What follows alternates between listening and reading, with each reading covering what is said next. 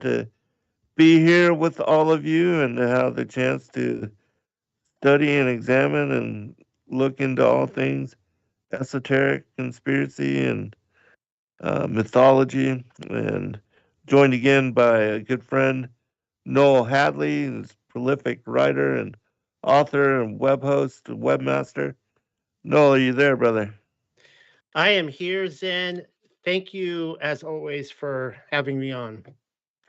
Ah, my great honor and pleasure. I know you've been, raising babies and doing a lot with the family, and probably have an announcement that you'd like to share as well. But uh, catch us up with what all you've been up to, what kind of research you're doing, books you're writing, and topics that you've covered. I was just looking at the date of our, of course, we're calling in on the show through Skype. And so I was looking at the last dates of when I called into your show, and I couldn't believe it. It was 9/15/2022. And I'm just Wow, like, really? we skipped over 2023, apparently. Oh I don't my know where the, gosh. well, of course, I was at your conference and I spoke at your conference. So that was, good. It was a wonderful time. I loved it. It was a great conference, and I hope you do another one. Um, so yeah, so it's been too long, and I wanted so desperately to come onto your show tonight and announce that I was going to be doing a conference. Yeah. And as you know, I've been talking to you about it for like several months now. And my wife and I have been looking at venues and checking places out, and we were getting ready. We were going to, there was one we found that we really liked in Orlando. We were going to do it in Orlando. And then all of a sudden, like, there was a big change in our life, and we're like, Uh-huh. maybe we shouldn't do this. You know how these things go. So, Uh-huh. just to keep everyone, get everyone up to speed. Well, for those of you who don't know who I am, my name is Noel Joshua Hadley, and I am the writer, creator, CEO, editor in chief, whatever, the you know the jar of tartar sauce, whatever, over at the Unexpected Cosmology. And it's a book publishing provider, just like what you do, Zen. Zen, of course, you're my big inspiration for just about everything I do. But first and foremost, Thanks. it's a ministry, and I value very much shepherding the people in the flock over there. And Revelation 14:12, I probably bring this up a lot, is the theme verse of our ministry. And there are three times in Revelation where you find out that Satan is at war with these group of people, and these are who it describes as a set apart. Of course, he's only at war with the set apart. And in Revelation 14:12, you find out the qualifications of who the set apart are. And those are those who keep the Father's commands and the testimony of Yahushua HaMashiach. So, we love looking at a wild, a wild smorgasbord of conspiracies, just as you do, Zen. But if for us, the foundation is the Torah and Yahushua HaMashiach. Um, and so, yeah, some of the things that we've been doing recently is, now I'm not going to be talking about this all night so everybody knows, but we're putting out the Paleo Hebrew into English targums, into English translations. And a wonderful woman, Pamela Glasgow, she's uh, I love talking with you. So Man, I cannot believe that the last show we did was in 2022. I mean, I know that both of us have been busy and, you've been hanging out with the little one and family and all, but wow, that year went by so very quickly. yeah, Uh, but I kind of fell off I didn't fall off like the face. I mean, I'm a very busy guy, but I was, for that first year, because my daughter was born in July of 22. So um I would have been she would have been a couple months old at this point, and I was just hanging on by a thread, just trying to survive. And I was telling you before the show that we think we're having another one now. We're not like with Rivka, our daughter. We never took a pregnancy test, never saw a doctor. We just had a home birth, and we moved out to Missouri to have it. I'm from South Carolina. We moved out to Missouri, and on the edge of the highway there, and had her daughter. And we'll probably do something similar with our next child. But yeah, so. Well, you guys are both very busy. Um, Definitely, raising a new and another new child. That's yeah. You guys are wow. That's a lot of effort, a lot of energy. Just watching Justin and Joy.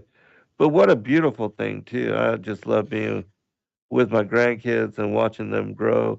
The changes are so rampant and accelerated in the yeah, especially in the early few years, and that's it's just a miracle to be hanging around with children and to watch them just awed by life.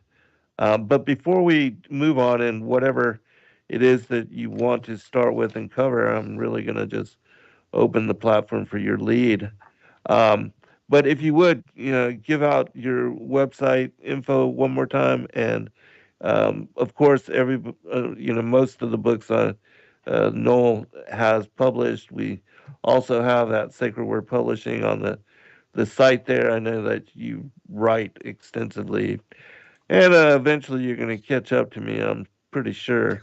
Um, That's yeah, you're my inspiration, Zen. So I love you, and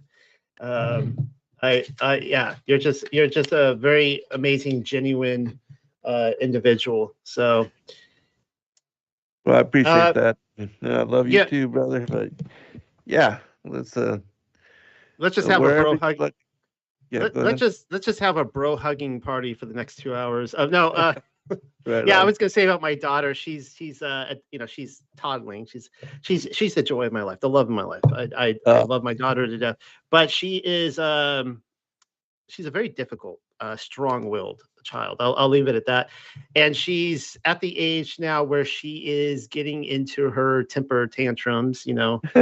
and she will just like several times, in the day, she will just throw herself down on the floor, arms and legs sprawled out, and just face flat on the ground, just screaming, right? And so Oh goodness.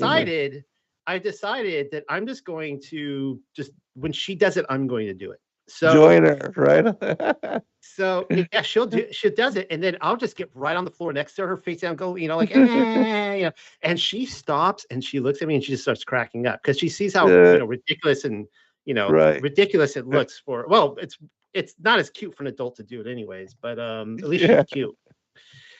So all right. right, so I had the opportunity to speak at your conference. Great experience. Everyone was so nice and inviting, and it was so hard to try to figure out how to pack. I mean, I was racing against that clock. The clock was not my friend. And I can't remember how long were the presentations. They were like 50, 55 minutes or something like that. Yeah, And not very long. yeah, I mean, that's standard, right? That's the way it is. But Right. Yeah. it's like, I had all this, just material. I'm like, because I got to your conference and I was assuming that people there kind of had this idea of, the mud flood and all these kind of things. People are coming up to me and going, "Are you the mud flood guy?" And I'm like, yeah, I guess. I never thought of myself as the mud guy or the mud flood guy. It was either interchangeably mud guy or mud flood guy. And it quickly occurred to me, like, oh my goodness, I'm presenting something that I thought they knew and they don't know anything. So a lot of the people here. So I had to try to reconform it like that morning as I'm going on. I'm going in and reconfiguring everything and trying to present it in such a way that would give them, things that maybe they could, look at or research later. And there's two things that in this now, and I want to say to everyone out there that I understand that what I'm talking about is very controversial. Everything I talk about is controversial. You know this too, Zen. I mean, you know Right. this too, Zen. I mean, Yes. the flat Earth was controversial, and Right. the feminine ruach hakodesh is not Right. really anymore. It's not as taboo as it used to be. I'm noticing more and more people, particularly like in the Torah crowd, that are opening up to it. Really, that's Um, great. yeah, you can have conversations with a lot of people now. They don't freak out like they used to. But so I understand this is controversial, and I don't want anyone out there. I'm a guy that likes to keep to my own lane. I just like to keep to my own lane Uh-huh. and just kind of just do my research, do my work, mind my own business. And either someone comes along and goes, "Ooh, that's neat. I'd like to, learn more," or they're not taken with it and they just want to go to something. That's fine, right?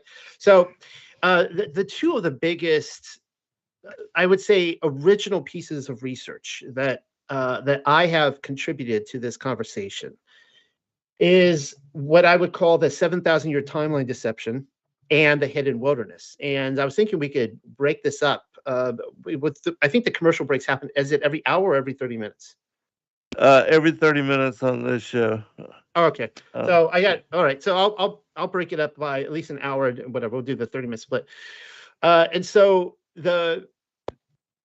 here's it. So here's the thing with the book of Revelation. Whenever you get into the book of Revelation, it's probably the most confused book in the whole of the Bible. And I say this because, like, even within the truther realm, truther people, they love talking about things like the mark of the beast, and they don't really know much about the Bible, but they have these keywords that they like talking about, right? I mean, take the mark of the beast, for example. If you were to go do a search on YouTube, you would probably find thousands upon thousands and thousands of results of videos of everybody coming up with their theory of what the mark of the beast is. And usually it's the next thing, right? It's the next thing down the turnpike, the next technology, whatever. And it's always the next thing.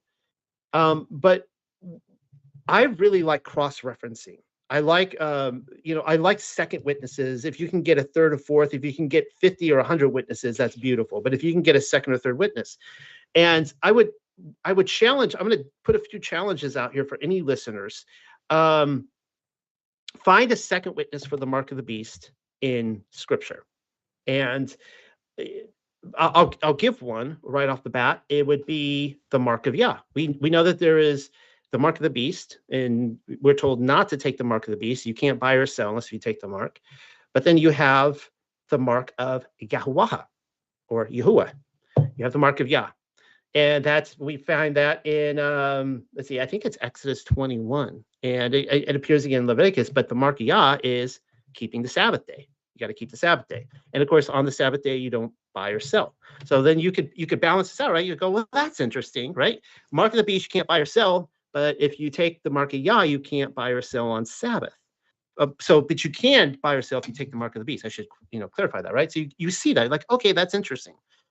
All right. So, but then you take something like the Millennial Kingdom, right? We say that Yahushua Mashiach is going to rule for 1,000 years. Now he rules eternally, and I could get more into the 1,000-year specifics. But it's like, well, why is that just a one-off in the book of John? Like, where else do we see anything like that in canon, for starters? Now, there are a few other books out there that talk about it, but I would point out Exodus 20, which would be the Sabbath day, the mark of Yahuwah, the mark of Yahuwah, the Sabbath day. That's the seventh day. And we see that with the creation week, right? The seventh day of creation. And again, we see in 2 Peter 3:8, a day is like 1,000 years, right? So you start to get this idea. Okay, there's a week, 7,000-year periods, 1,000, 2,000, 3,000, going up to 6,000, and then it starts into the 7,000s, and that would be the Millennial Kingdom, the 1,000 years of rest. You can start seeing that. You can put that theology together, and it makes sense. Well, here's one more I'm going to throw out to everyone. 144,000. Now I'm sorry, I'm going to maybe upset some people. I don't intend to. It's not what I want to do. But everyone has these different theories on what the 144,000 are. And I actually talked about this in the presentation.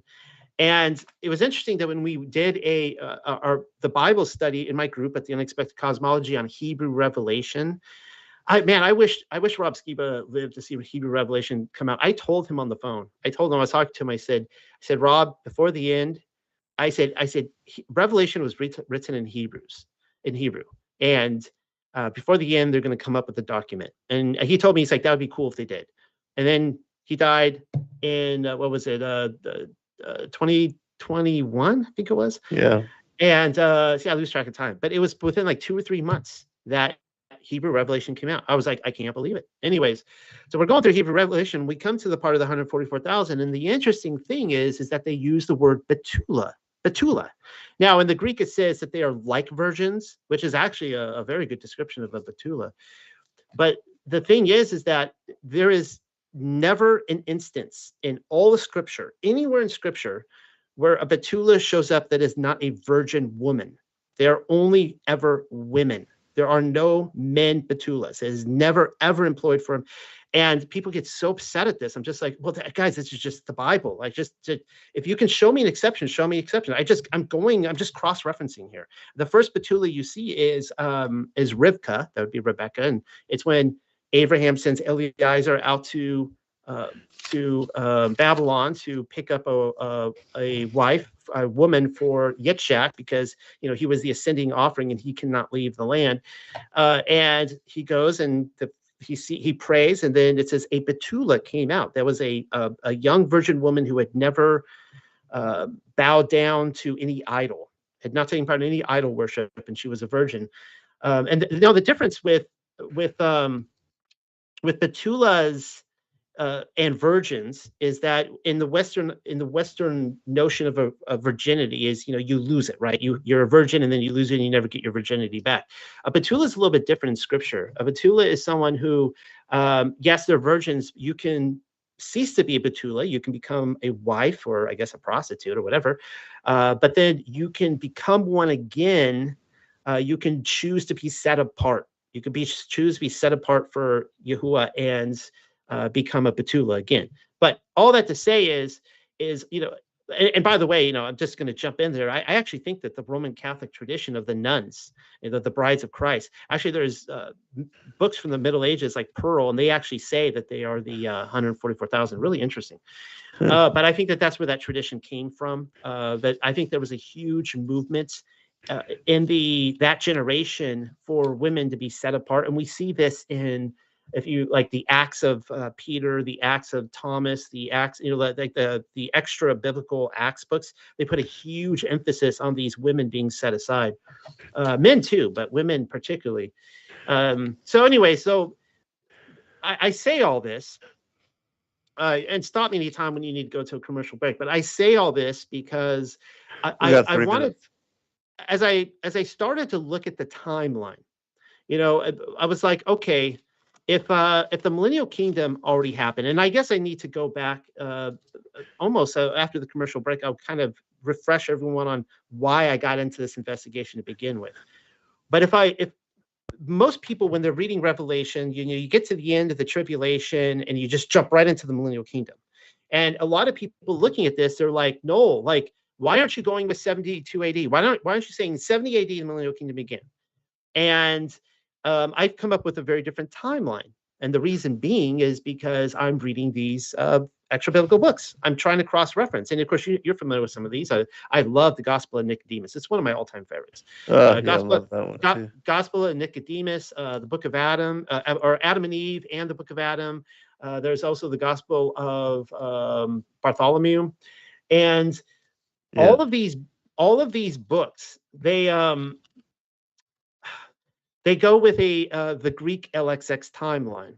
Now, I may have to talk about this after the commercial break, but another Bible study we were doing at Cosmology is we were going through the Aramaic Targum, the Torah, and we were lining that up with the Greek LXX. Now, of course, the Aramaic Targum goes from the Hebrew Masoretic type of a document, and we were finding that the timelines didn't match up. We were finding that the Greek LXX had a 1,500-year difference by the time you get to Messiah. Messiah arrived on the scene in the year 5,500, according to the Greek LXX, and in the year 4,000, according to the Hebrew Masoretic. So according to the Hebrew Masoretic, we're there, around the year 6,000. And according to the Greek LXX, we would be much later in history. And so that was interesting. And so when I'm reading these books, like Gospel of Nicodemus and others, and they're straight up saying that he came in the year 5,500, that's when he resurrected, and that the Millennial Kingdom would be ushered in the year 6,500 years later. Originally, I didn't know what to do with that because I'm like, well, that didn't happen. So these books must be false, but I love these books. I don't know what to do with them. I'm just going to stick them on the shelf. And as I started going back into this again, uh, that's what really started sticking to me. So I was like, okay, I'm gonna take this timeline that what it's saying here in the Gospel of Nicodemus, Adam and Eve, the Greek LXX, tons of you look at a lot of the church fathers, what they're talking about. They're saying 500 years after Mashiach is when it's going to happen. I mean, there are so many quotes on this. And I started lining this up, and I go, well, that's interesting. It happens to line up with the 500s. The year 500 to 1500 is exactly precisely when, according to official history, the Dark Ages happened. So I was like, well, that's interesting. There's some real Orwellian language for us there. The kingdom as light was the Dark Ages. And the interesting thing about the Dark Ages is that it has the most unique architecture, unlike anything else on All right. Earth. Hold that thought. All Hold right. that thought. We're at break, and even though the stream is not live, when it's archived, they will have the gap with the commercials. So we'll be right back in about 3 minutes.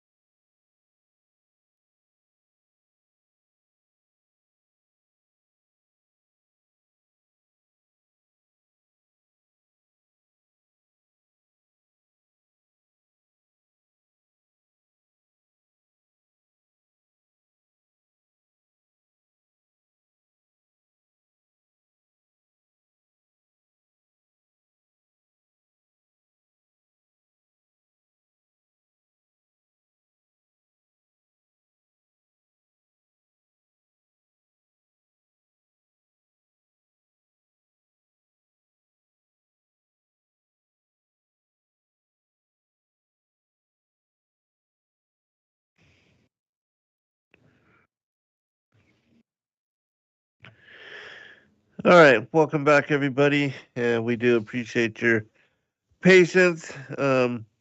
Again, the commercial breaks are not playing to where we can hear them, but they will be archived and they overlap the show. So, but I think we're good to go ahead and get back into it. And you were mentioning the timeline, and also I had a question for you.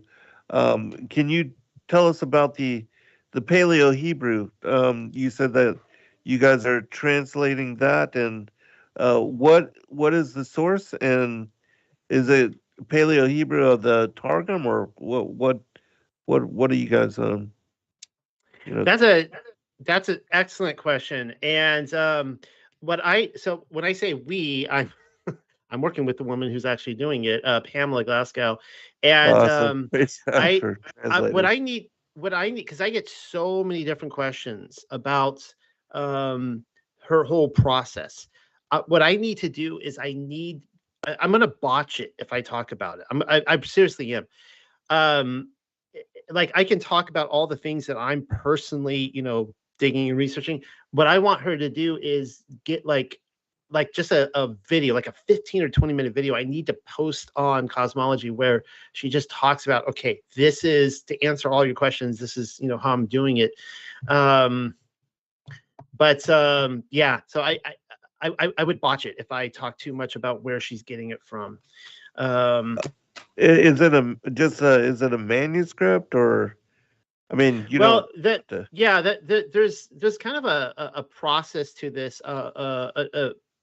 an overlaying process, and one of the ways that that paleo works is that you can like you can overlay. It's like you have the older alphabet, right, the paleo, with the modern Masoretic, kind of the Babylonian box script, and you can like overlay them over each other, and it works because it's not going off and telling some wonky story. It's still the same consistent story. But the thing about paleo is that it's they're pictures, right? And it's like the saying, a picture's worth, what is it, 1,000 words, or is it 100? A picture's worth 1,000 words.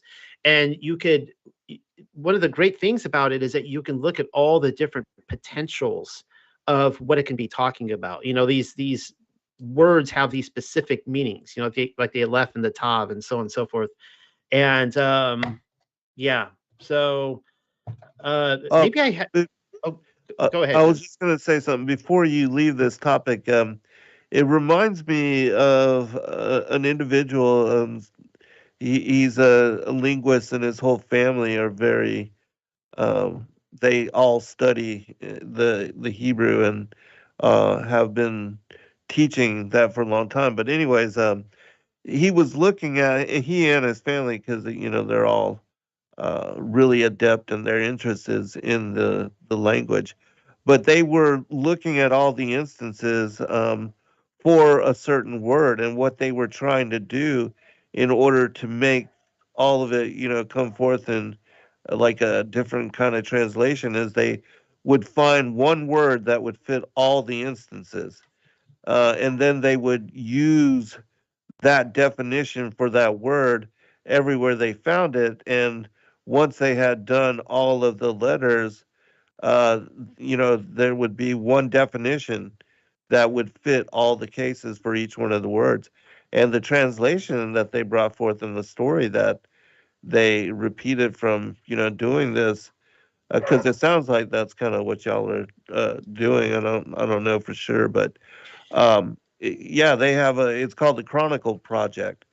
They're based in Canada, and they have an entire um, release of scriptures that they've been working on, where they've been translating. And the story, the Watchers and the Fallen Angels and the Giants, is just fascinating, especially from the viewpoint that they share in having done this. I for a second there, I thought you were talking about the Hebrew Hawaiians. Oh, yeah, no, no, no. These are a different group, but they're based in Canada, called the Chronicle Project. Well, Uh, Probably. Noble George is I had a total bro crush on that guy, and he he he was just an amazing guy. He walks in the It really room, is. and he just like he has this air of genteel, like this genteel air to him. Like it's like I felt like I felt like I was on vacation, in Hawaii whenever I was around him. It was just like very Uh, relaxing. But yeah, Funny you guy. would. Heck, keep Oh, saying I was that. just Keep saying that cutting me out. Noble's a really funny Uh, guy, but go ahead. uh, you would just die. You would love Genesis 1. It's the story in the paleo. It's just wild, and what Pamela and I are looking at in there, and it just, yeah, it's completely wild. Now I will say, and we could of course talk about this too, and that's this is going to be another perhaps controversial view here, but I have now become convinced over the last year that that Yahweh, that would be Yahuwah or Yahweh, or some people say Jehovah, that he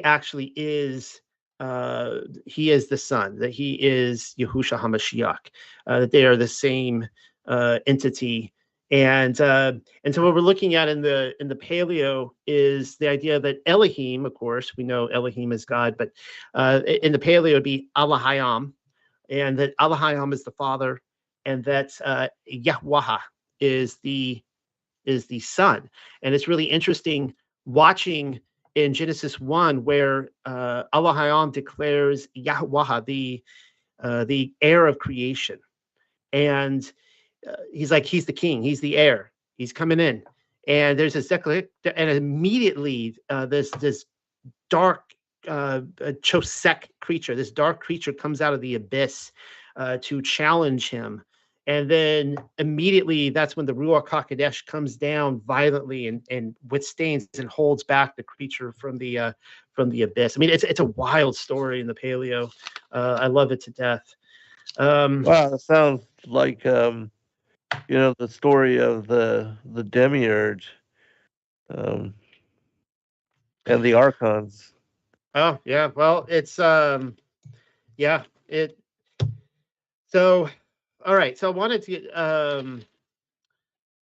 so where was I? I was talking about the Gothic cathedrals, and so all right. So hopefully everyone understands out there the timeline, why I came up with it. I'm not getting clever out there with the calculator and getting all like mathematical on people, and I figure out someone know. I'm just looking at the books, and I'm opening up these books. I've noticed that there's these two timelines.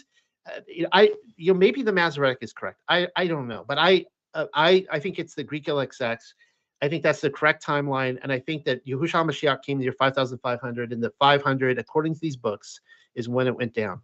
Now, I slid that over, and I'm like, all right, so the Millennial Kingdom would have happened from the year 500 to 1500, and just so everybody knows, I'm talking about a physical kingdom on the earth, right?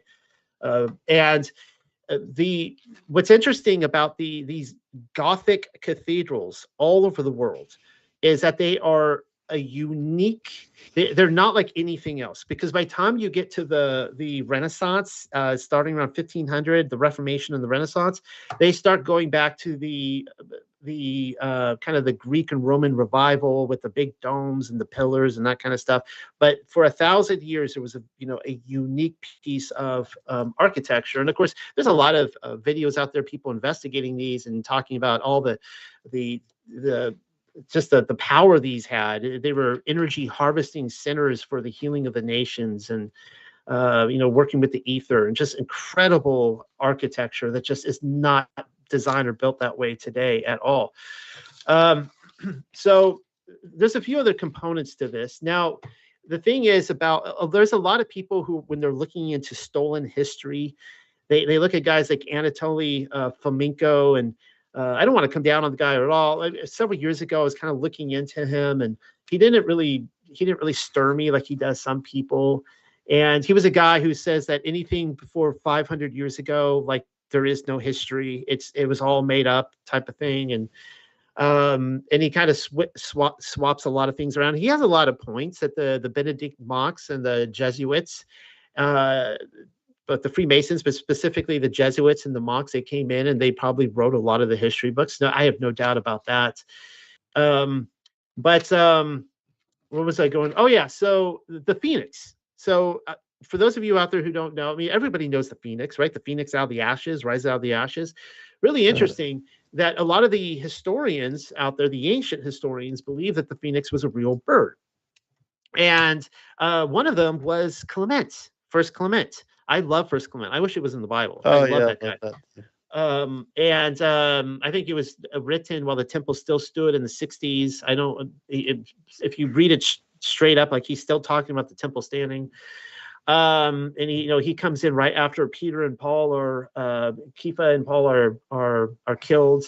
But anyways, he talks about the Phoenix, and he believed that it was a real bird, and it came in every 500 years, this Phoenix. And he connects the resurrection of the dead with the Phoenix. And so in a nutshell, that when the Phoenix comes, it seems to be these big kind of reset events, and kingdoms rise and fall, and big things happen.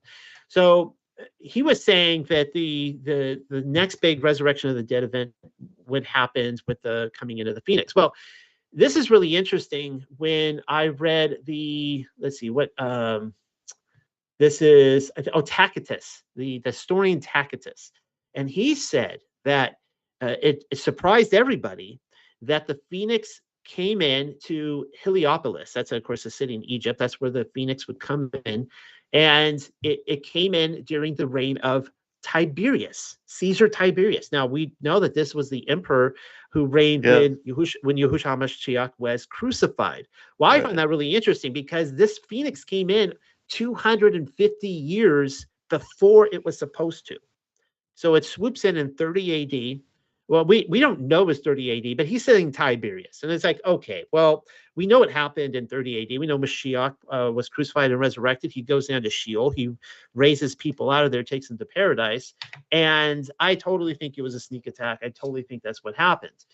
Now, when you get into when you fast forward to the Sibylline oracles, they're talking about I kind of went through the chronology of that, and it stunned me that she's talking about Emperor Hadrian and how Emperor Hadrian's going to go in and do what he does at Jerusalem, and he certainly did those things. But then it talks about the phoenix that was going to come in. The next phoenix was going to usher in the kingdom of Mashiach. Well, I started looking around in the 500s, and I'm not much of a date setter, but I'm like, okay, if it happened in the 500s, maybe there's some sort of sign that this happened. Well, lo and behold, I'm trying to fast forward here. One of the things I was looking for the coming into the kingdom was a fire reset events. And of course, we get this from Peter or Kepha when he says that, everybody, we all know this, that the water judgment was behind us, that's how Yahweh used to destroy the world, was through water. And that the swap happened at Noah's flood. Nimrod was the first to figure it out. He started worshiping fire. Before that, they worshiped water. And that the future, destruction events would be fire. Well, I mentioned earlier geological columns. And this is one of the things that Hasatan can lie about a lot of things, but he kind of has to work with forensic science to a degree. He can, the fact of the matter is we do have geological columns. Now, he can go up there and he can lie about what the geological columns, how they were created, but nevertheless, we have geological columns. And I know, Zen, you believe in, old Earth destruction and recreation events. Mm-hmm. So interestingly enough, we come to learn that even the normies are waking up to this now, that 536 was the worst year in recorded human history. I say recorded because Noah's flood had to be pretty bad for humanity, but they don't include that in there. But anyways, 536, the reason we know this is because tree rings and all over the earth, going from Mongolia and China up to Siberia, over to Ireland and to England, all the way over to the Americas, to California and down into central into Mexico and even South America, we are finding that all tree rings that line up with the year 536, you just count them back, was the worst year in human history. So everyone's asking the question, what happened in 536? Well, here's what we do know. There was a historian named Cassiodorus, and he actually wrote that he was writing as it was happening. And for a straight 18 months, the sun refused to shine. The stars and the moon went away. It was a winter. They could kind of see the disk of the sun up there, but it gave no heat, no light, very little light, right? It was just blotted out. And there was a mysterious fog that went all across the earth, and all the crops failed. It was a horrible time. Well, and of course, historians are now looking, and they're actually finding that year was a year that volcanoes were blowing up all over the earth. I mean, there's a lot going off right now, but they were finding them in Alaska, California, all over, south of China, all over the world. These just volcanoes just exploding. This fire event. And I think it was probably way worse than that. But so as I'm starting to look at this, I'm going, okay, well, this is really interesting because now you have this worldwide fire event that is literally darkening the skies, and people are freaking out. Well, then I looked at the records of King Arthur, because King Arthur has long interested me, and he's been a mystery to me trying to figure him out. Well, the earliest mention of King Arthur comes from the Annals Cambriae, and let's see who wrote that. I can't remember offhand, but it mentions specifically that King Arthur died fighting Mordred in 537 AD. So Camelot came to an end in 537. That's interesting. Now I'm of the opinion that Camelot is the kind of you call it the occult, the New World Order, whatever you want to call them. It's their side of the story. It's their version of the Millennial Kingdom. And I've started seeing this, that Camelot came to an end at the beginning, the kickstart of the Dark Ages. It was rudely interrupted. 537 AD, King Arthur's taken off to Avalon, promised to return someday. And so I'm digging back into Arthurian literature again, because I used to love this in college, and it's been a long time. So I'm reading these books again. And I come across, now keep in mind that when King Arthur was killed, he was killed in a battle fighting who? The Saxons, the evil Anglo-Saxons. Well, of course, I've pointed out that the word Saxon could actually mean the sons of Isaac. Sons of Isaac. Yes. Yeah, sons of Isaac coming in. And so the Saxons were not popular to the defeated party. The Saxons came in and ruled Britain. And I'm reading this, the history of the kings of Britain is talking about Merlin. And this is before Arthur is born through Pendragon, who actually means, Pendragon is, he's represented. Yeah, yep. And this king, Vortigern, is long story short, I won't get into all the details for lack of time. There's these two dragons fighting, a red and a white dragon. And I'll mention this really freaked me out, that in the Paleo Hebrew, Pamela's looking at the language, and when Aaron cast down his rod, and you've done a lot of work on the rod of Moshe and Yahuwah, that it actually became a tannin. A tannin, which is not a snake. It's actually it's a sea serpent, right? It's a water dragon. Yeah. And so that freaked me out. And then the Egyptians they had a tannin too. There was two dragons fighting. Well, the same thing is happening. There's a red dragon and a white dragon. Now, the red dragon, Merlin says, is a representative of Pendragon and Arthur's kingdom. And the white dragon is representative of the Anglo-Saxons. And he says that the white dragon the white dragon beats the red dragon. They're all disturbed. And he says that that's because the Saxons are about to come in and rule the British nation. They're going to suppress the red. But he says that there's a time coming when the red will return, the red dragon. And this is the part that really got to me. He said, then shall misfortunes hasten upon the white one, the white dragon, and says, and the buildings of his garden shall be pulled down. The buildings of his garden shall be pulled down. Which is another Watcher prophecy too, how they're going to come into the highways and just like trample over the cities. Interestingly enough, when the 1500s roll around, and we enter right into the Enlightenment and the Protestant Reformation, we have a guy named King Henry VII.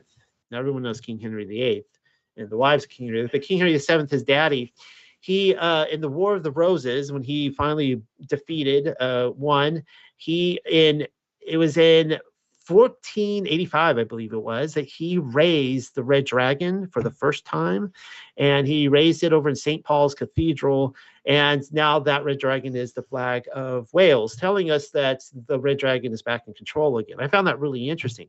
His son, King Henry VIII, you've heard a lot about the world fairs and all this talk about the old cities that were destroyed and that kind of stuff. Well, interesting enough, King Henry VIII, from the years 1536 to 1540, just a few short years, King Henry VIII destroys 800 Gothic monasteries, abbeys, nunneries, and friaries in England alone. 800. He just goes in and wipes them out. Some of these are like Glastonbury, where Joseph of Arimathea was living over there in Avalon. He goes and Uh-huh. just wipes these out, destroys it. So we're seeing immediately when we come out of the Dark Ages a immediate agenda to disrupt, change, destroy, and alter and change these magnificent cathedrals. So I found that really interesting.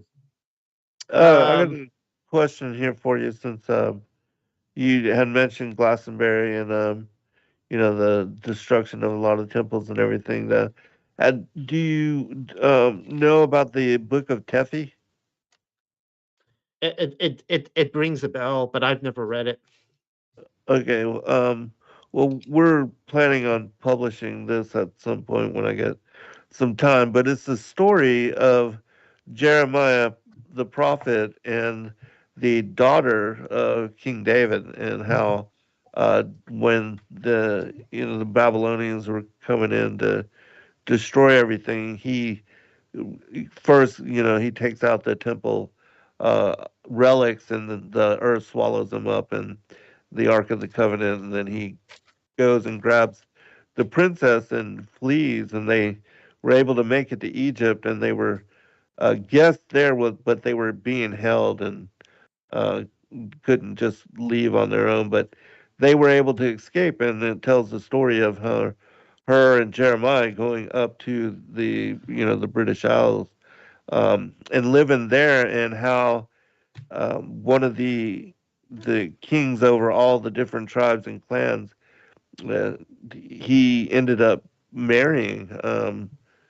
I believe her name was, well, her name is Tefi, but they call her SCOTUS up there for Scotland and all that.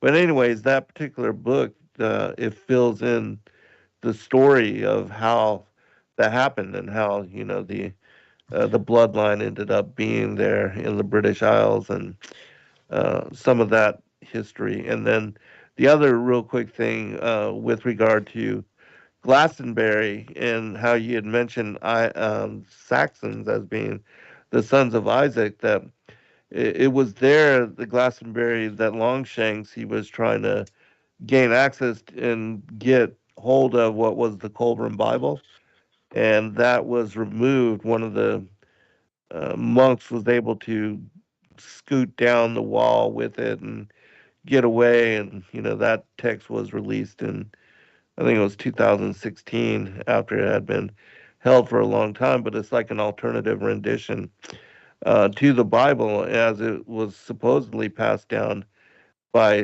the sons of Isaac, and carries a lot of alternative history. He even talks about the destruction of the first world age, and Yes. speaks about the destroyer and all that. But yeah, comment, and then we got 3 minutes till break, and then we'll be back after that. Well, my comment is I love the Book of Britain. You were the one that I'm sorry, the book Colburn. I just jumped ahead of myself there. The Colburn Bible. You were the one Yeah, that actually introduced me to it, Zan. I was at your house, and you actually slipped it to my wife. It's like you're like, hey, you should totally read this. And she's right. like, she's like, I see her reading it. I'm like, what is that? He's like, well, she's like, Zen gave it to me. I'm like, really? And we were hooked. I've given us a few Bible studies now on my channel on Book of Wisdom, Book of Britain, Book of Creation. Phenomenal. I Yeah, love it. yeah, So a couple yeah. quick things on this. I have not read Book of Tefi. I'll be looking forward to reading it. I am familiar with Tefi. And my view is that in our side of the realm, that Britain was ground zero for the Millennial Kingdom. And of course, as you know, Yirmiyahu brought probably the stone of scone with him. Interestingly enough, because you talk about the rod of, do you call it the rod of Yahuwah, rod of Moses? Um, it probably, Yeah, the if you, rod of wonder. But yeah, okay, let's rod of uh, wonder, yeah. I am of the opinion that I don't know if you covered this. I am of the opinion that it was in Yahushua HaMashiach's hands during his ministry, specifically when we went down to Sheol, and you see all the artwork of him down there with the rod. And I believe, interesting. and I think I actually think it went to Britain. In Joseph of Arimathea's hands, you could see in the Book of Britain that his staff, after he died, was able to produce miracles and actually bud like Aaron's rod. Really interesting stuff. Mhm. Wow, So, yeah, that's so cool. So when you're tying up King Arthur pulling the sword from the stone, Right, and right. of course that we see that in Jasher with Moshe doing that in the Moshe, garden of right. his father-in-law. You see the tie in there that I am highly suspicious that a very similar event happened to prove his worth when he came to the earth in the whereabouts of the 500, that he may have actually pulled it from a similar garden, because we see that Joseph's staff was left behind there, and it was there with the stone of scone and other things like that. There was one thing I was going to add. Oh yeah, before we go to the commercial break, I'm just going to. One thing I love about the Tuffy story, and I will encourage everyone out there, is as we're going up on the next reset event, there's a lot of fear and anxiety. People are just worried about what's going to happen. What's going to be, what is it going to be like on the other end? Is that when Nebuchadnezzar came in and he destroyed Yehuda, the kingdom of Yehuda, he drug off the wicked people, but the righteous people remained. And you see Yirmiyahu with Baruch, and Nebuchadnezzar actually gives him his purse, his personal money. He's like, you spend this on whatever you want, and that is a testimony to that the righteous, the wicked are blown away like chaff, but the righteous remain. They are like a tree planted by the water, and that Yahweh, he takes care of his own. And that's one of the things I love about that story, that he was able to, Jeremiah was able to uproot the kings, but then he was able to plant them over in All right, Britain. hold that thought. All right, we'll be right back, everybody. Top of the hour.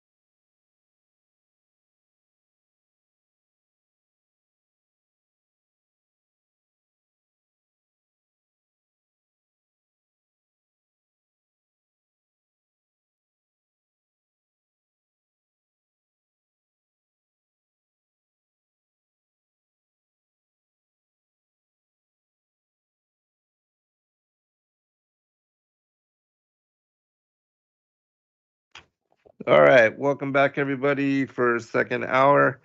I'm your host, Zen Garcia. This is Secrets Revealed here on Truth Frequency Radio. And I'm joined by my good friend, author, writer, and web host, Noel Hadley. And we are talking about, which is, of course, a very controversial topic, the Mudfloods and Millennial Kingdom. I'll turn it back over to you. No.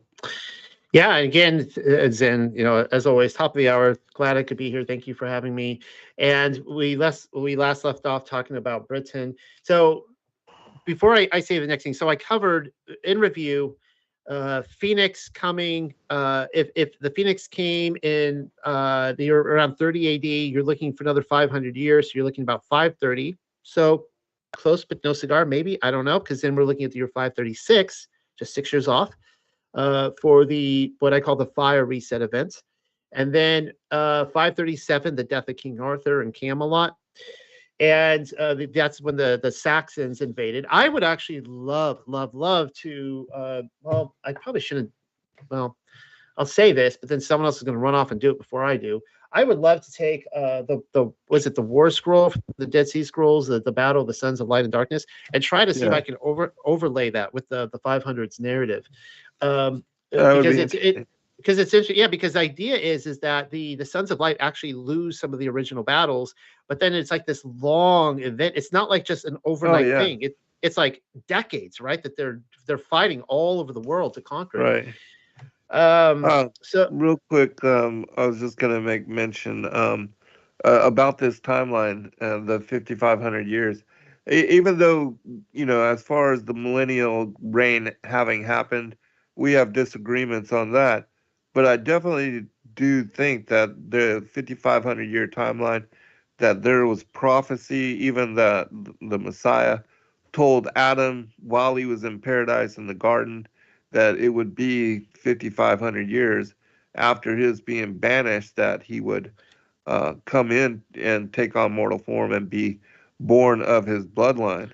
And so there's without a doubt some kind of discrepancy because I had always thought, 2,000 years from Adam to Abraham, 2,000 years from Abraham to Christ, and then 2,000 years from the first inception to what would be, the millennial reign, and that would be a 6,000 year timeline.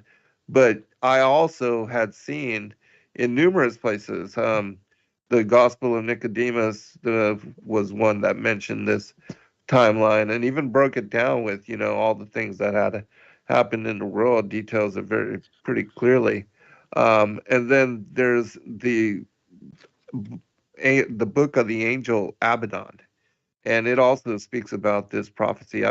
I found three really clear confirming witnesses, also found in one of the primary Adamic literature on the life of Adam and Eve, about how Christ would come. This 5.5 days, as it mentions in the first book of Adam and yeah, Eve, which were the much longer time. So there is some kind of weirdness with the timeline and with history and how all that comes out. But one last thing, and that's regarding I did two shows actually with Kent Smith and S. Douglas Woodward, and he wrote a book called Rebooting History, where he takes the timeline from the Septuagint and how it aligns with this 5,500 years as well. So, um, the very interesting as far as that particular prophecy, and I do without a doubt believe it was filled in that manner.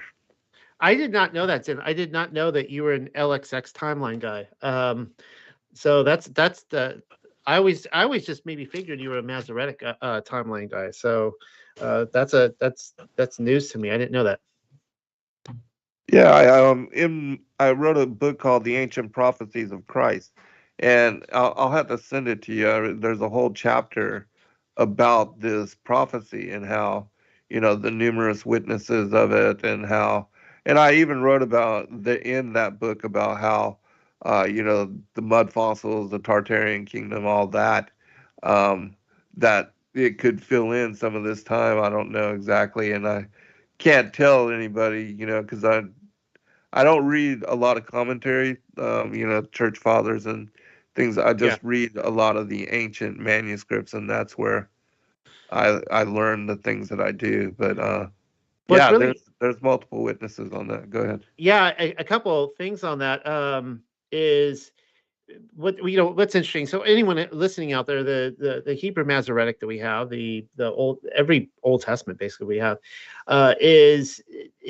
and this, it's like a thousand years younger than the Greek LXX, and it appears that the New Testament is quoting from the Greek LXX, because when we actually line up in our Bibles, the quotes don't always fit real well, and we're like, well, what's going on with this? But then we see that they were quoting the Greek LXX, and so the church fathers, that was the Bible they had in their possession. Like they're all quoting from that, and then all of a sudden, eventually the Masoretic springs onto the scene, and it becomes the new authority. I was going to say, oh yeah, I've written quite. I'm not going to go into all tonight. I don't have time. I've written a lot of different papers trying to work out how this works. How can it possibly work? Looking at the Masoretic timeline, looking at the Greek LXX, and it appears I'm not the only one, because some of the church fathers, a book that you publish that I love is The Travels of Noah into Europe. Very fascinating text, yeah.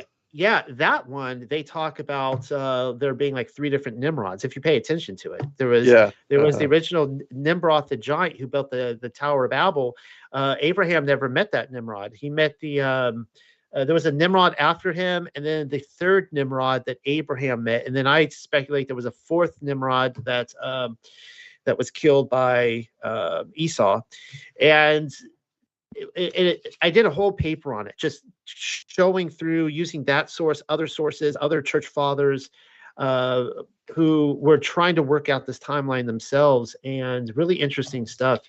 So, but I will say that I'd mention that there's a Nimrod mentioned in the Lost Book of King Og as well, and that this was an antediluvian giant, and that he was at war against Og and his son Ogdius. That there were these, how in the Book of Enoch it says that the giant tribes would be brought against each other to decimate, and that the watchers would have to watch their children murder each other. But anyways, that Lost Book of King Og, it talks about that, and these, the war between these giants, and one is led by Nimrod, who was, a giant before the flood. And so, yeah, Zen, you took the words right out of my mouth. That's amazing. I actually covered that very thing, and because that was one of the things I was looking at, that Nimrod appears to be a pre-diluvian a ruach, a spirit, that basically was embodied again.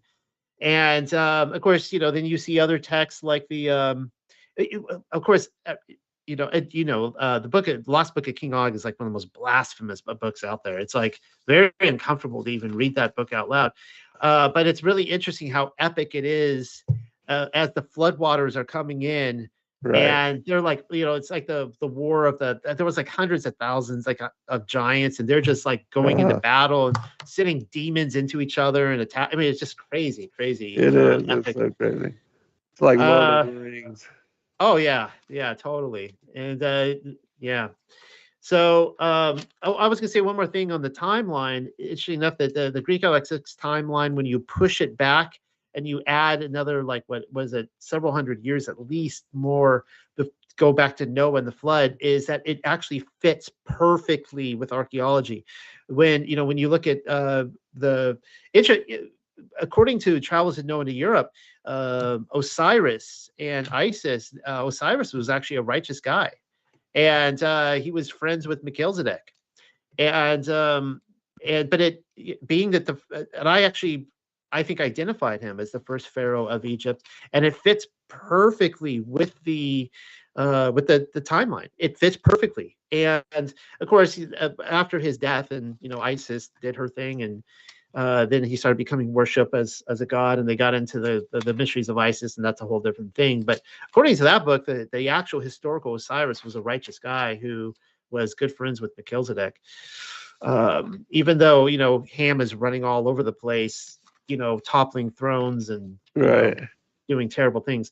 All right, so there was one more thing I wanted to talk about, this timeline that I found was interesting, and I'm not even going to cover tonight how perfectly it fits like a glove, this theory of when the Millennial Kingdom came to an end, the Dark Ages came to an end, and we go into the Age of Enlightenment, which is actually just, Orwellian language. It's the age of rebellion, so on and so forth. They're taking the technology, they're building very different things. They're coming out with all their artwork, their statues, and technologically advanced time. Like you look at the statues and things like that, like you can't even replicate that. Like you need like 3D printer type technology. It's just absolutely incredible stuff that they were doing. But there's one more thing I want to cover, and before I say this, one of the other things I see a lot on like YouTube channels and things like that is this idea of the 4 horsemen of the apocalypse, right? And it's always like, oh, we're in the 2nd horseman now, and that kind of thing. Well, my view on the 4 horsemen is I believe that there are 4 actual entities. There are actually 4 spiritual entities. And of course, the first horseman would be politics, false religion, propaganda, which then brings about the 2nd horseman, which is war, which then brings about the 3rd horseman, which is famine, and then finally death, right? And so you can see these 4 horsemen riding around the earth. They're released every so often, almost like the angels holding back the winds and the 4 corners, whatever. And World War II is a great example of that. World War II just was a time to suck to be alive. You're either running alongside a tank, you're dodging the bombs every night in the air raids, or you're being thrown in a concentration camp, right? I mean, it was a terrible time. And great example of the 4 horsemen riding around at that time. So review this: 537 fire event, end of Camelot, 537. Then I came across the year 541. And this was something, because in 541 you have a historian named Procopius, and Procopius is in Constantinople, and he is writing about this disease that he said swept over the earth within like a 6-month period and basically almost eliminated the human race. He says that by which the whole human race came near to being annihilated.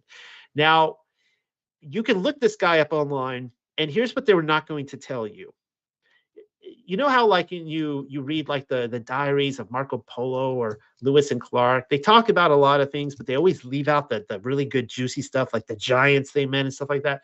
Well, Procopius talks about that this disease, when it came to wipe out the earth, that the people who were struck with this disease that would cause them to go raving mad and die a horrible death, that they would be visited. They would actually see a spiritual entity that would come and visit them, and that the spiritual entity would come up to them and either touch them or would whisper in their ear and say that they were numbered amongst the dead or whatever.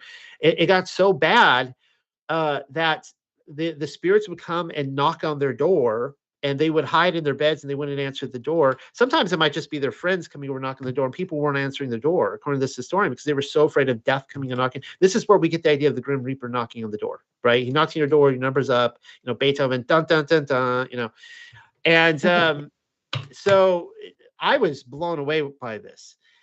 And he, of course, he was saying that the bodies were stacking up so fast that at first they were robbing other people's tombs, and then they were just leaving on the streets and the houses for weeks. Then they were just piling. They were counting up to let's see, how many were dying a day at one point? I can't even remember. It was in the thousands. I mean, it was just so many. They finally stopped counting. And they would just take people by cartloads and just dump them off the cliff. I mean, there were so many dead. They didn't know what to do with them. And so this is really interesting. And this is when I think that leads us into the Millennial Kingdom events. And this was a worldwide event. And what I also did is that I actually matched this up with apocalyptic literature. Now, my belief, of course, and totally cool out there if anyone believes Revelation is still future tense. I'm not attacking anyone. I'm just stating my opinion. My opinion is that Revelation was fulfilled by 70 AD. I think it's a perfect fit to the destruction of Jerusalem. And the Babylon was the destruction of the whore of Babylon was Yehuda. You can only be a whore if you're in a covenant of marriage with Yahuwah to begin with.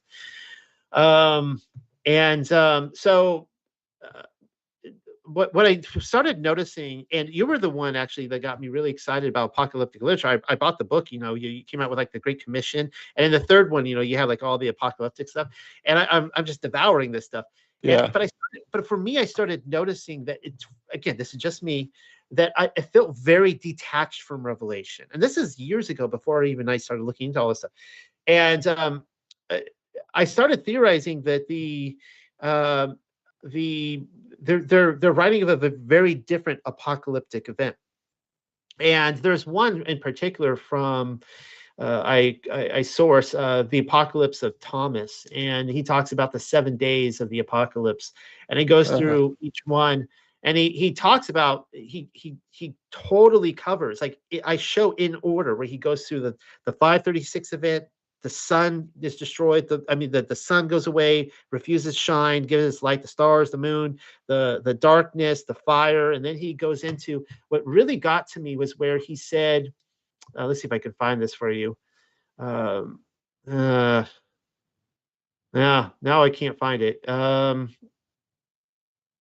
he talks about an incident when, after all that, he says that the righteous angels will come through, poke through the firmament, and reveal themselves to men.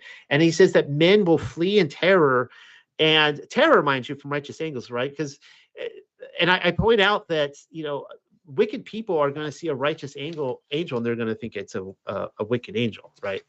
It's going to be terrifying to them, and that they would flee into, like, the holy places, and that the angels would still follow them and inflict them with the disease. Well, this is exactly what Procopius said. He said that when these spirits came, that they would start crying out and trying to repent and throw, like, names in the name of. He never said they said, like, in the name of Yahushua HaMashiach or Jesus Christos or anything like that. It would be like in the name of Saint George or whatever, and they would have no effect on them. So I found that really interesting. That's the last thing I wanted to add to that. I did a lot of work too on the Quran, and I actually went down to a local bookstore and I decided to read the Quran. I was surprised how easy it was to read. It was only like novel length, like 350 pages. And I have a big thing on that, how I believe that was actually total propaganda against the kingdom, and trying to get people out of a covenant relationship with Yahushua HaMashiach. But the last thing I wanted to cover tonight is another, and whether or not anybody wants to believe that the Millennial Kingdom happened or not, or does or doesn't, this is applicable to everybody. And when I talk about the hidden wilderness, I wrote a whole book called The Hidden Wilderness, and it was inspired by a simple passage in 2nd Ezra chapter 7, verses 26. And it says this: "For behold, the time will come when the signs which I foretold to you will come to pass, that the city," and of course the city is talking about New Jerusalem, "which now is not seen shall appear, and the land which now is hidden shall be disclosed." And I'm like, well, that's interesting. What in the world is that? What is this land that is going to be disclosed when New Jerusalem? So this land doesn't exist to us now, but when New Jerusalem comes down, the land will exist. And this opened up an investigation. At first, I thought, oh, it would be like 20-page paper or something like that. Oh, no, it ended up being, a huge novel-length book, right? Just starting pouring through all these books that talk about this hidden wilderness. And what I quickly came to learn is, realize is that when the Flat Earth movement took off back in 2015, we got all these details. Great. I mean, we're looking at Hebrew cosmology. We're looking at the flat earth, the firmament dome. You had the whole book on the dome, the vaulted dome of the earth, and the great deep, and all this kind of stuff. And the one thing we missed on this was the blessed land, the blessed land, or the hidden wilderness, or I should say the undying land. And here's another one right here from First Adam and Eve. And it says, on the third day, Elohim planted the garden in the east of the earth, on the border of the world eastward, beyond which towards the rising sun one finds nothing but water that encompasses the whole world and reaches to the border of heaven. Now, back in the day, I would have said that the border of heaven is a reference to the firmament. It is, but it's more than that. This is here in the book of Enoch. It talks about, it talks about this. It says, "But the male is named Behemoth, who occupied with his breast a waste wilderness." So it's saying that the Behemoth is a waste wilderness named Dudain on the east of the garden. So this is further east in the garden, further out than the garden. And it says, "Where the elect and righteous dwell," present tense. All right. And I'm finding all these things that I had never seen before, and I'm just like, this is really interesting. I want to find out more. And eventually, I get to the book Visions of Paul, and Yeah, I great love book. that. Yeah, and Visions of Paul, he talks about the hidden wilderness, and he says that you go beyond you go beyond the circuit of the sun and the moon, and you go into total darkness. The sun and the moon aren't even there anymore, and it's just ice and darkness. And you keep going, and you keep going over the ocean, and then boom, you hit the land. You hit the land of the blessed land, the undying land. And he says he says when you get there, that is where there is a light that is brighter than anything our own sun would show, but it is, of course, the light of Yahuwah. It's the light of New Jerusalem. And it said that is where New Jerusalem will be when it comes down to earth. And then what really tripped me out is I'm reading a bunch of different books, and I'm just uncovering more and more and more and more. What really tripped me out is when I read the book Pearl, which is considered by historians to be the most sacred find of the Dark Ages. And it's a story of a man who actually goes to the hidden wilderness to visit because his daughter died. And apparently in the book, she's one of the 144,000. But he goes there, and all the characteristics are all the same in all these books, but he goes there and he actually sees New Jerusalem. He's able to see it from afar. He can't approach it. But it was the idea that in this time period, they believed that New Jerusalem was already on the earth. And I was like, what? What in the world? Because one of the big things people ask me all the time, they fall for the Bill Nye fallacy with the flat earth. He would look out of the ocean. He's like, where's China? Yeah. And it's like, I can't see it because there's a curve there, right? It's like, no, there's actually other reasons you can't see China. But the idea is that Yahuwah, he surrounds himself with darkness. And another great book that talks about this is it's called The Narrative of Zosimos. And it talks about that there were disciples of Jeremiah, of Yirmiyahu, even though he went to Britain, that they actually were able to go to the hidden wilderness and live there. And they talk about this too, about how there's darkness that surrounds it. And people will look at me and go, oh, well, my God doesn't have darkness surrounding him. Well, a great example of this is that in the Exodus account, when Yasharel is going up against the Red Sea, they're at Mount Baal Zephon, and Pharaoh is charging in to take him out, and Yahuwah goes down as the pillar of fire, and he's light and illumination to Yasharel, but total darkness to Pharaoh and the Egyptians. And that's the idea, that he can completely cover his holiness, so it cannot be seen. Now, the one thing I wanted to mention real quick about this is, and I've talked to you in the past, and I brought it to you a couple of times, like when I went to your house and visited, I said, hey, have you ever looked into the moon map? The moon map is unbelievable. I don't know why people aren't doing backflips over this. I might have talked about this last time I was on your show. I don't know. It's a most incredible thing, because for years, like back in 2016, the whereabouts, and we're all looking at the AE map. I like the AE map. I wasn't really ready to sponsor it, but now I'm totally sold on the AE map. Now, there's no perfect map out there. I mean, I remember Rob Skiba back in the day when he was going to get into that debate with Ken Ham. Yeah, I that would have been awesome if he did. But I remember Kent Hovind. Kent Hovind, not Ken Ham Kent Hovind, yeah. Wrong creation guy. Right. And Kent Hovind is making a big deal about the AE map.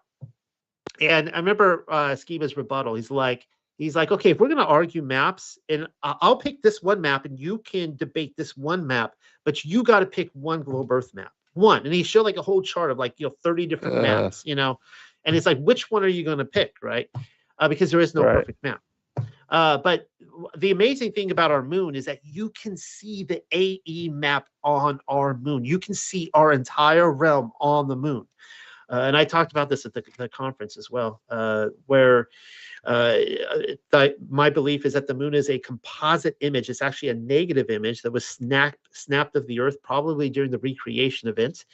And amazingly, you can see Lemuria right there, the continent of Lemuria Mu, right where they said it was. Unbelievable. And you can see Florida, you can see North and South America, you can see right where we're at on the moon, you can see Hyperborea. And but then that's just like 1/3 of the greater realm. The greater realm, it's this huge, it's just like what Admiral Byrd talked about. How about, there's a continent bigger than North America, and it's huge. Well, I've shown that is exactly where the hidden wilderness is. Just like they say, you go across ocean and ocean and ocean, past the circuit of the sun and the moon, through total darkness, and boom, there it is. Though it should be all a land of ice. But we know that it's a land that is lit. And as I've talked about before, Bob Knodel of Globebusters, he made popular what he called the coffee cup experiment, where you could shine a light into a coffee cup and you could show how around the coffee cup it lights up. And he used that to show the firmament, that the sun could bounce off the firmament, and it could like wrap around the firmament and light all that area up. Well, that's what you see. That's what would happen on that side of the earth if New Jerusalem or the light of Allah Hayam is over there. And this is where I believe we get a lot of the crescent moon symbology. There's a crescent moon, and then the darkness within, the outer darkness.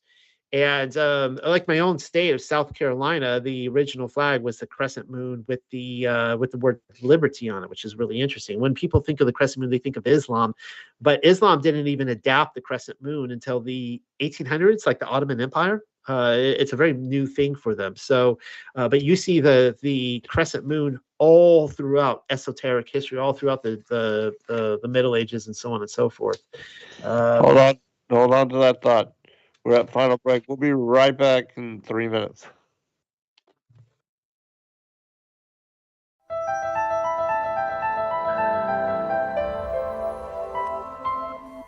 As a bookstore for truth seekers, it's our goal to make ancient manuscripts which were once held captive by secretive institutions available for public consideration.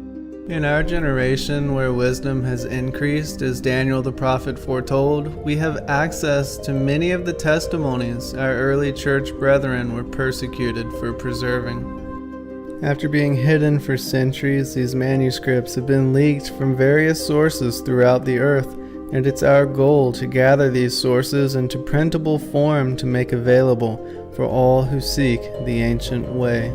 If you're looking to deepen your studies of the biblical narrative, find these ancient manuscripts and more at sacredwordpublishing.com.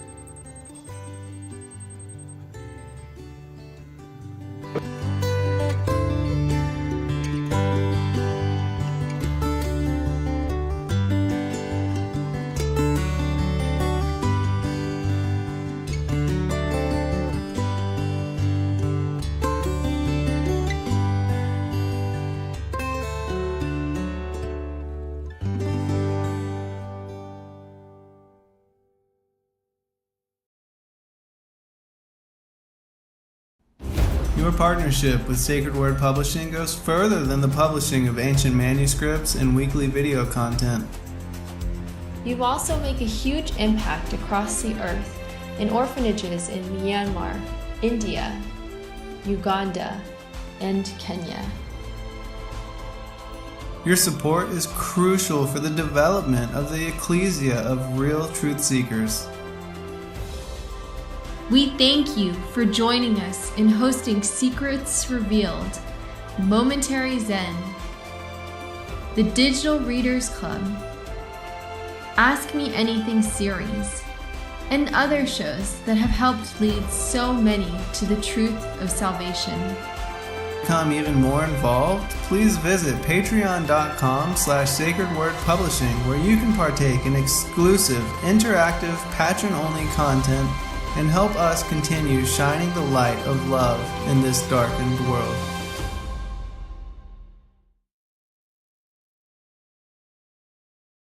That it will come down, and that it will be after the earth is recreated, that there will be it will descend down here, and then it will be on the earth that Yahushua reigns with us for that millennial age, and that Christ says that we don't even need the light of the sun because he is the light for that particular time. So, and with the New Jerusalem descending, how do you see that? And then also, if you could tell us what you think about the mark of the beast and what that was, and how that played out. Yeah, so and those are great questions. And okay, so let me just so I'm going to answer Mark of the Beast and New Jerusalem. Let me just say one thing before I do, because I'll forget this, is that another big moment for me in understanding the greater realm cosmologically is I was reading Josephus, minding my own business as I often do, and he was talking about the Essenes, and he was talking about I'm trying to get through like his 2 volumes right now. I have his Histories and War of the Yahudim, and he's talking about the Essenes, and he said that they believe cosmologically as the Greeks do. I was like, wait, what? And he said that I'm trying to find his exact quote here. I'm gonna botch this, but let's see here. That's not it. Whatever. He talks about how here it is. He says, in harmony with the opinion of the Greeks, they say that for the good souls there is a life beyond the ocean, and a region which is never molested either with showers or snow or intense heat, is always refreshed with the gentle gales of wind constantly breathing from the ocean, while to the wicked souls they assign a dark and cold corner full of never-ceasing punishments. Now, I'm like, wait, what in the world? The Essenes believe this? Well, I started looking into this, and what he is actually describing is Elysian fields. And this was actually a very prominent view. You can see this going all back to Homer and further, where they actually believed that there was a physical place in the material realm that was spiritual, and that the mortals could not go to, and only spirits of the righteous could go to.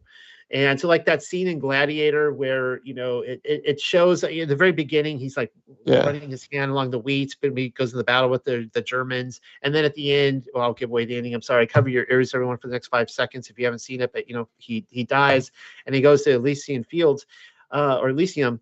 And that's actually it's actually on this earth. It's not another dimensional realm. It's actually here physically on this earth. That's what they believed, and that was actually a huge worldwide belief cosmologically back then. And to see visions of Paul talk about that, and others, it was in Adam and Eve and so on. That was like a game changing moment for me as it ties in with the moon map. Now. All that to say, the reason I keep bringing up the moon map is that it's almost like when we started looking into the flat Earth, and we had all these confirmations with the firmament and things like that. It's one of those confirmations for me that you can actually see the firmament. It's the only known photograph of the firmament. You can actually see it on the moon. It's that Billy Button shape that would be the North Star of Polaris. Gives it the round spherical shape. You're actually seeing the arch of the firmament. and you could see the Greater Rome in there. Now, in terms of New Jerusalem, I think the first time I came on your show and I talked about this, probably a couple of years now. At that time, I was of the opinion that New Jerusalem did not come down until after the Millennial Kingdom, or after the short season. And I would say that it didn't come down to the earth now. Now, my own readership and followers are despairing because they're like, "No, you're flip-flopping." I'm like, well, no, I'm kind of just going according to where the investigation is. I just want what the scripture shows me. And I am convinced that it actually is on the earth now, that it did come down. I don't know when. At some point it came down, and it's on the earth in the Greater Realm. This realm is a huge place. And, if it was in North America, like you could track it, it would be like from San Diego to Yellowstone National Park. There would be a huge swath of land, right? It's gigantic, that city. I do not agree that it's like this big cube or things like that. There's passages in where is it? Was it Zechariah? I can't remember where it is now, where it says how like it describes that Jerusalem as like a bunch of cow pastures in different cities and more cow. It's just like an ongoing big, huge kind of society type of place. At least that's my view of it. So yeah, I think it's here on the earth. Hopefully that answered your question. And then I already forgot the other question you had asked. I'm sorry.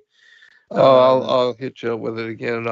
But with regard to New Jerusalem, do you think that the city is as it is described in Revelation, with all the, the streets of gold and all the different stones, for the 12 tribes, the different gates?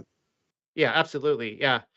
Interestingly, you know what another trippy thing is, the foundations are the apostles, and then the gates are the patriarchs. I think that's kind of interesting that the the people, the 12 who came later, actually get the foundations. But yeah, absolutely. I think that's a perfect description of it. I don't doubt that in any way. Oh, the other one was the mark of the beast. That's what you asked about. Oh yeah. Now, before we go there, I got to bring up one other point. And just, again, with regard to the story in the scripture, because we see that, Lazarus and the rich man, that Lazarus is, above, and the rich man is down in Sheol, which, I believe that the place of condemnation is within the interior of the earth, and that's also the domain of Legion.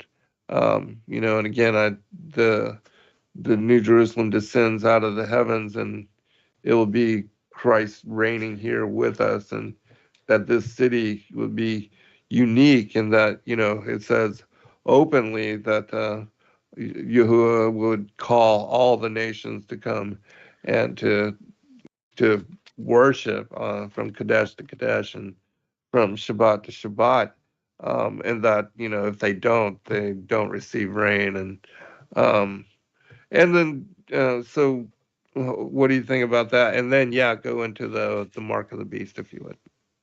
Yeah. Okay. So I full agreement on your cosmologies, and that yes, Sheol is down below us now. And interesting enough, of course, about Tartary and Tartarus, and you see that connection there. And so a lot of people are talking about Tartaria, and I do not connect Tartaria with the Millennial Kingdom. I am more and more of the mindset that Tartaria.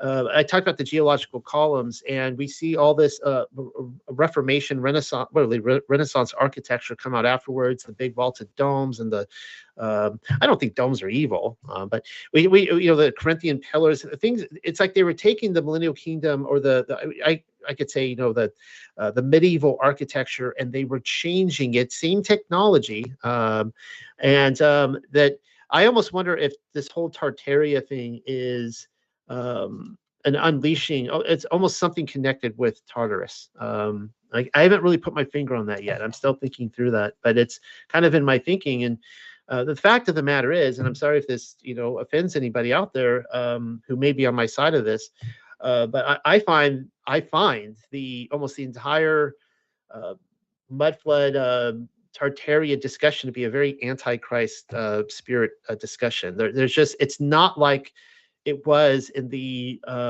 early days of the flat Earth, where it was like all these good old Baptist boys, discussing like exoterically the Bible, in the flat Earth. It's very almost anti-biblical at this point. A lot of it, and I almost feel like this lighthouse in this trying to be a beacon in this kind of dark session. I see. And this has nothing to do with you, but I do see, like, people that are connecting as far as the Tartarian mudfloods.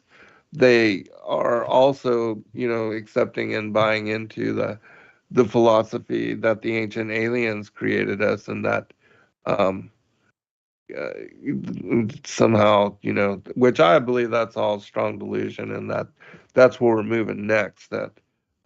That's going to be the declaration that all the people are going to be deceived into bowing to, the fallen angels, and that they're going to believe the History Channel, the whole thing that the ancient aliens created us, and that they left and they're coming to save us from ourselves with, bringing in this golden age and all that.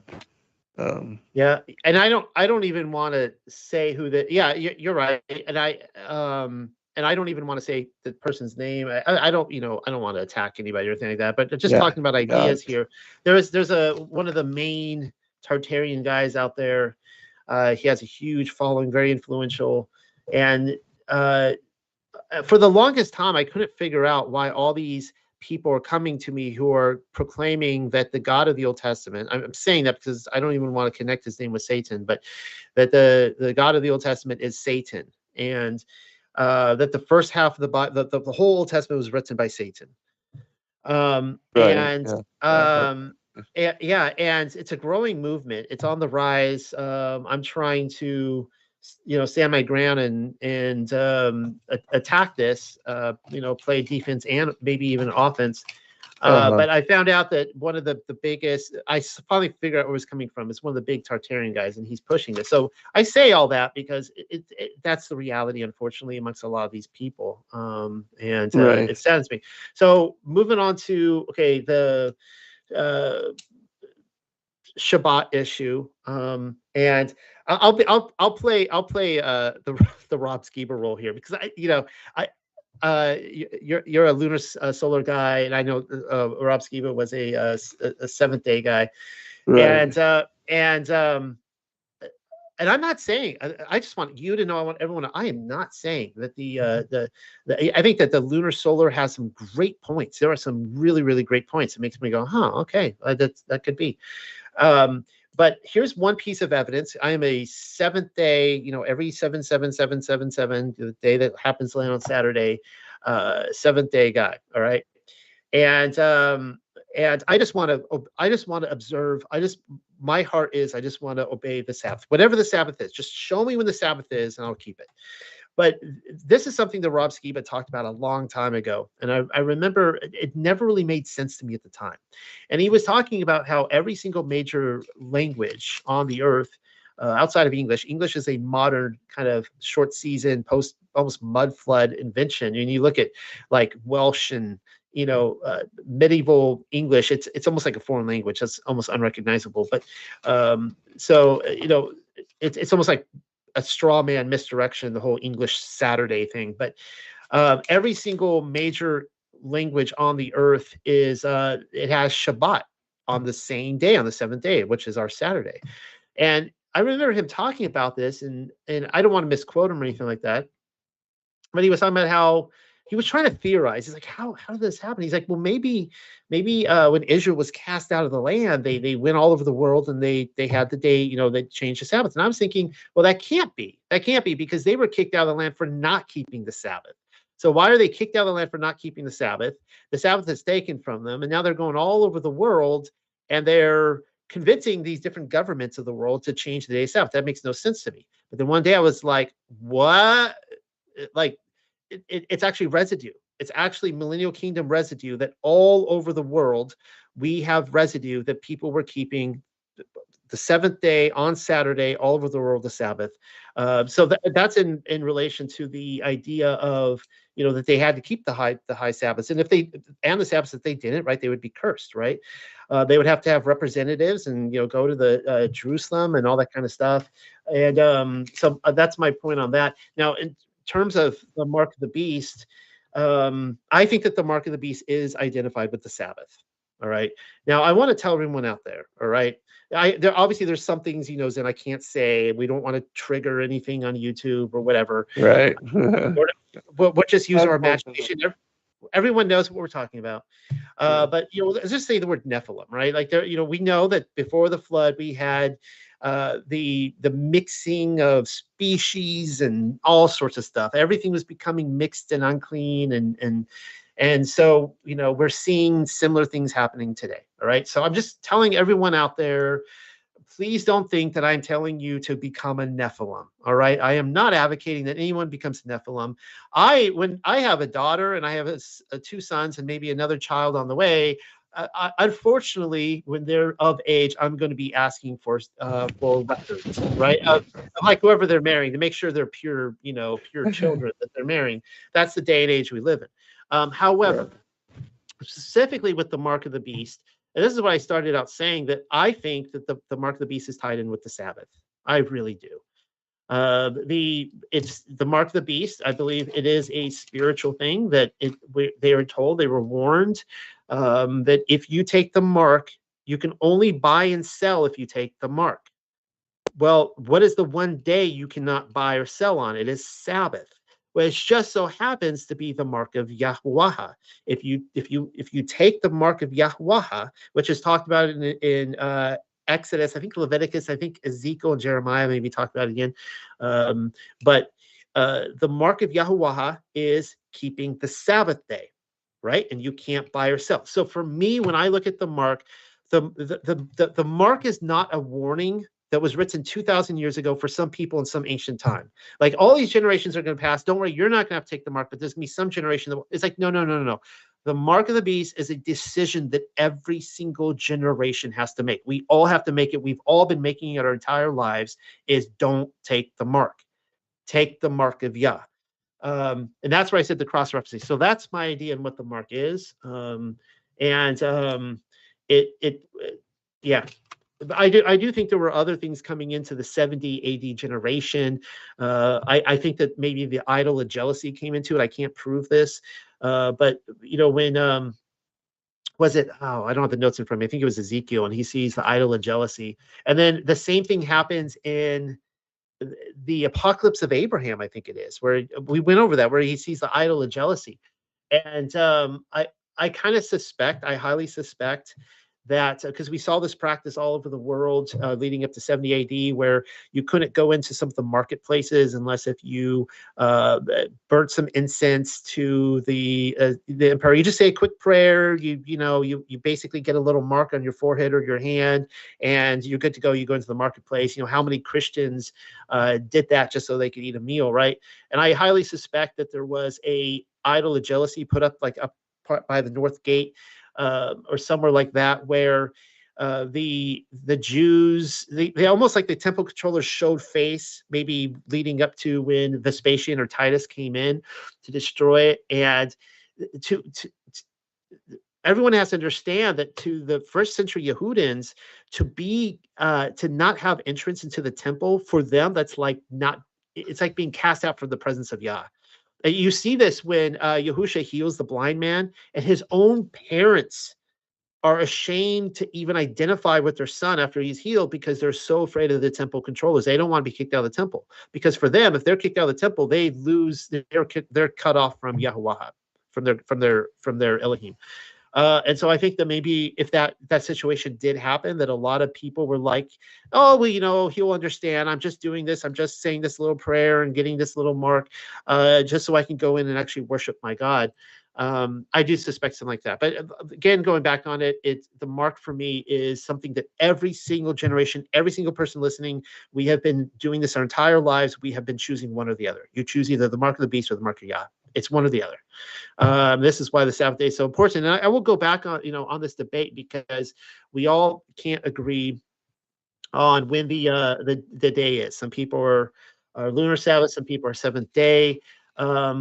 I would even say this to Sunday keepers. Now, of course, the Roman all you need to do is 15 minutes of research to find out that the Roman Catholic Church claimed that that's their day and that they swapped it. They actually made fun of Martin Luther. They wrote him letters and like, you claim you left Rome, but you're still keeping our Sabbath day, and by our authority we changed it.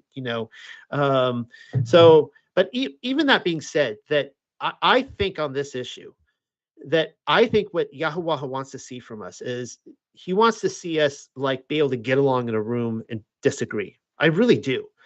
I think that's truly what he wants. And I would say to anyone out there, if you are convicted that it is Sunday that you're supposed to keep the Sabbath on, then keep it. Like, don't go out to Starbucks and get coffee for your Bible study. Don't go get donuts. Don't go to brunch. Like, keep the Sabbath, right? And I think that has been complete. Like, if you were to go to a time travel to America to the 1950s, like America shut down on Sundays.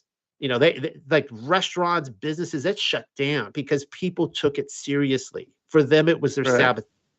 And so I would say that whatever somebody decides, whatever they're convicted, looking at the evidence, you look at the evidence in Scripture, you go, okay, I'm a lunar solar, I'm seventh day, I'm Sunday. You look at the evidence and you keep it. None of this excuses about how Jesus is my Sabbath rest. It's like, well, that's great. He's your Sabbath rest. Well, he's also your bread and your water. So apparently you don't need to eat, you don't need to drink, and you don't need to rest. Teach me breatharian, because that's unbelievable. Like, I've never met anybody who doesn't need to eat, sleep, or drink before, because, Jesus is all of these things, right? You guys know, I'm a little sarcastic. You guys know what I mean. Yes. Want to bring up one last point with regard to, we know that the Yahuwah would never break his own law, and especially in regard to Sabbath. So I just bring up this one story for consideration, and it has to do with the march around Jericho, how that had occurred for 7 days, and if that order, if Sabbath is every 7 days perpetually, then how would it make sense that the Israelites would be ordered to do that, to do the 7-day march? But we get the answer, and this also comes up with Isaiah 66, where we see that again from the celebration will be from Kadesh to Kadesh, and from Shabbat to Shabbat.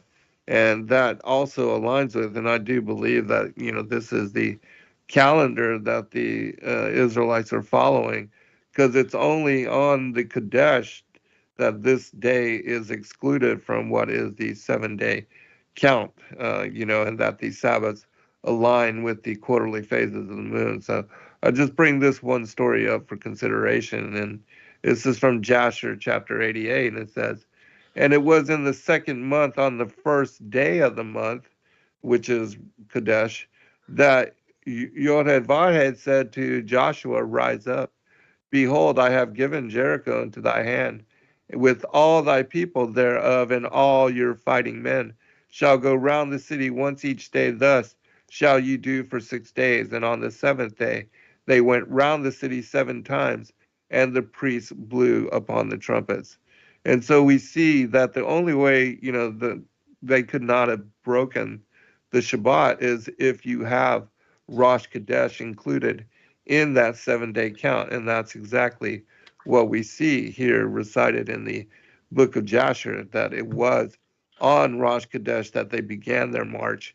And then they had these 6 days leading up to what is the first Sabbath, because the Sabbaths are always on the 8th, the 15th, the 22nd, and the 29th, which again align with the phases of the moon, and the not breaking this Shabbat. And this is just one of those indicators. There's so many. We'll have to do a show on the calendar sometime, talk about that. But we got 3 minutes remaining, brother. If you would give out your website contacts, whatever you'd like to share, social media, and then final comment. Yeah. Again, Zen, thank you for your your generosity to have me on.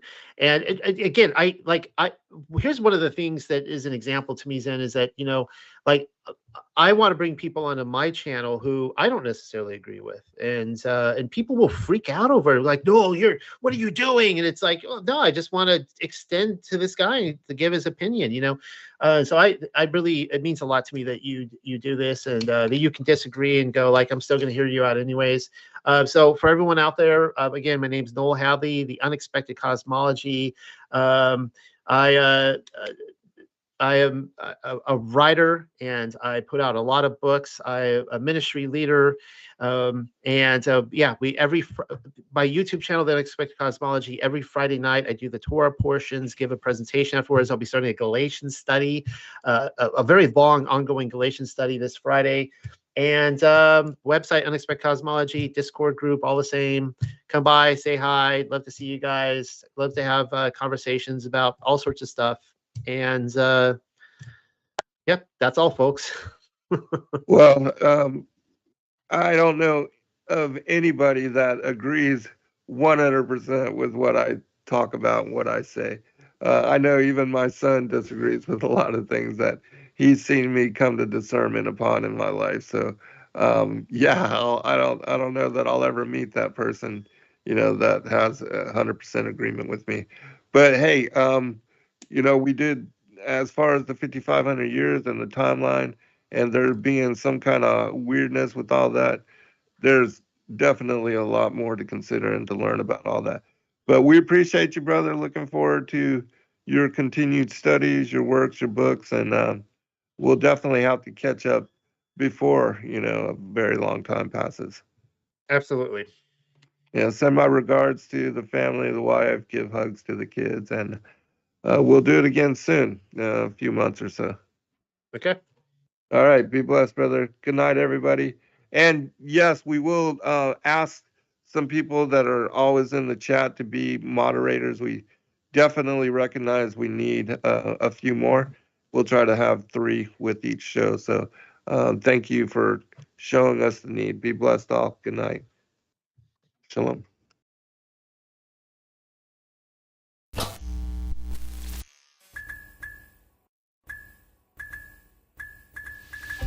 Thank you, everybody, for joining us for this video and this broadcast. We appreciate all of you, and thank you for your patronage.